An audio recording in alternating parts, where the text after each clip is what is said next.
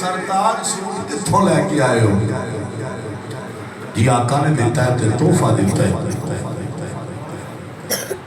کہنے لگی یا حضور تسی میرے خامد دو سرتاج ہو، ہر روز جاندے ہر روز آقا نے سوٹ نہیں دیتے، پہلے بھی تھے تسی جاندے ہو، کوئی گال ہوئی نہیں جی۔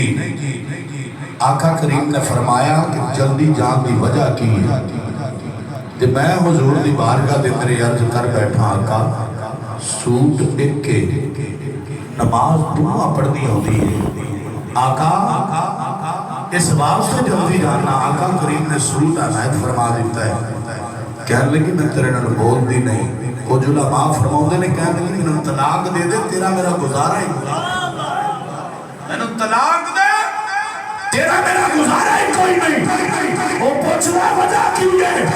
کہنے لگی رب دی رضا تے راضی نہیں رہنا، اللہ نے اگر سوٹ ایک روپے ہوگا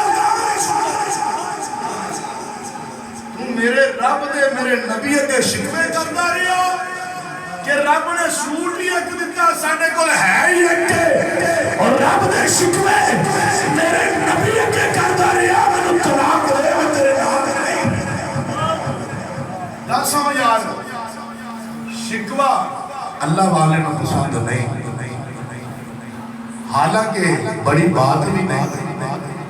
حضور پوچھے، حضور نے آقا کریم نے پوچھیا، حضور پوچھنا کہ جناب وہ دسدہ نہ صحابی دی مجال کی آقا دی بارگاہ دے اندر عرض نہ کر دسنا تے ہے سی اس دی غلطی بھی کوئی نہیں۔ آقا کریم پوچھیا سے دس دیتا، کہنے لگی نا اتنا بھی نہیں کہ رب تعالیٰ نے ایک سوٹ دیتا ہے جنہیں اللہ تبارک و تعالیٰ راضی رکھے رب دی رضا دے وچ راضی رہنا ہے۔ اس واسطے فرمایا شکوہ نہیں کرنا، میرے نبی دے غلاموں اللہ تعالیٰ نے فرمایا حضور دی بارگاہ سوال نہ کرو، او سوال نہیں کرنے گے نشان تکلیف دیں کدا جواب سنو کہ تکلیف ہوئے جدو وہ غلام نے پوچھیا سونیا